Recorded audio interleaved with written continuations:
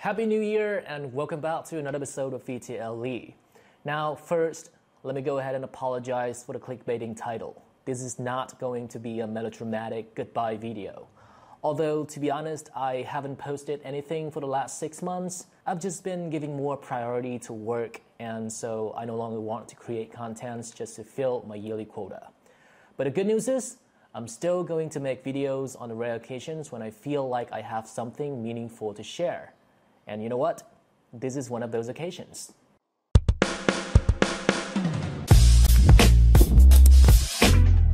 This might surprise absolutely nobody. But you know, I'm something of a control freak myself. No matter what situation I'm in, I always have to be the one in charge.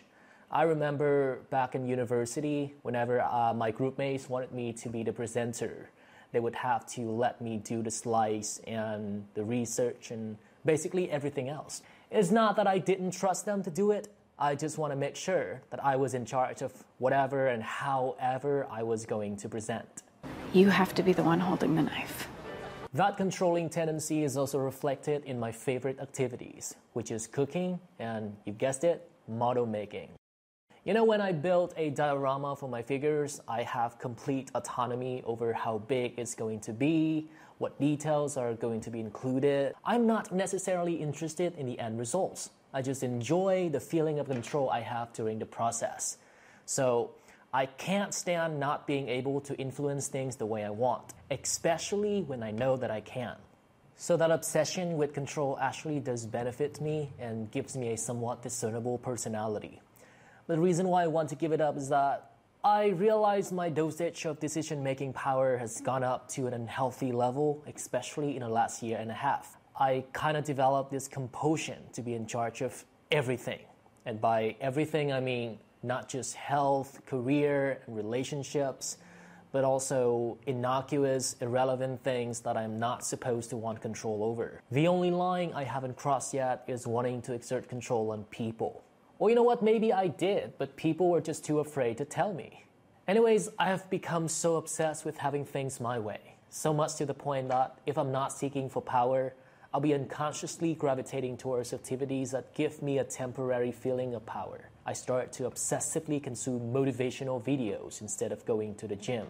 I spend hours reading the news as if it was going to fix all the social evils in the world. These vain activities convince me that I'm being productive, that I'm actually working towards a meaningful cause.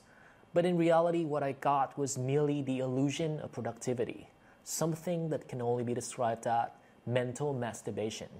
And just like any forms of self-indulgence, the more you do it, the less satisfaction you can get from it. You know that feeling when you get stuck in this vicious circle where you feel like you lack control of your life due to procrastination and then try to compensate for that with the reassurance from external factors, which eventually leads to even more procrastination. There were days when I was slouching in front of a computer, not getting anything done just because I was anticipating a financial crisis or simply waiting for someone to reply to my text. I know exactly I shouldn't be doing that, but the idea of not being able to do anything to change the situation just tortures me. So giving up control does not mean saying F it and leave everything to fate. I think part of emotional maturity is that we have to be more able to accept things for the way they are, to be more tolerant of things outside our control, so that we can channel our energy from the uncontrollable to the controllable. In plain and simple English, not everything should be logical. And sometimes by insisting on the truth being logical, we accidentally impose our own logic on it and end up with something much more convincing, but further away from the truth. I know it sounds counterintuitive and all, but if you want more control over your life, you have to give up the desire to be in constant control. Like for example, I have little to no control over whether or not I'm going to be a billionaire in the next 5 years.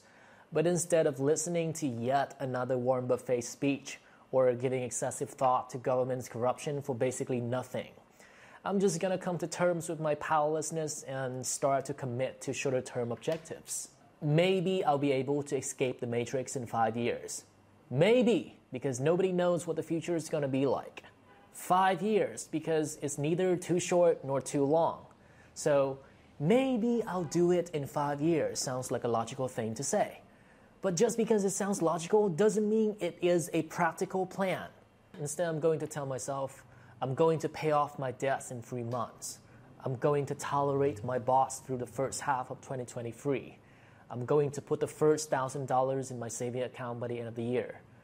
None of those sounds inspiring or motivational, and that's exactly why they are actual plan.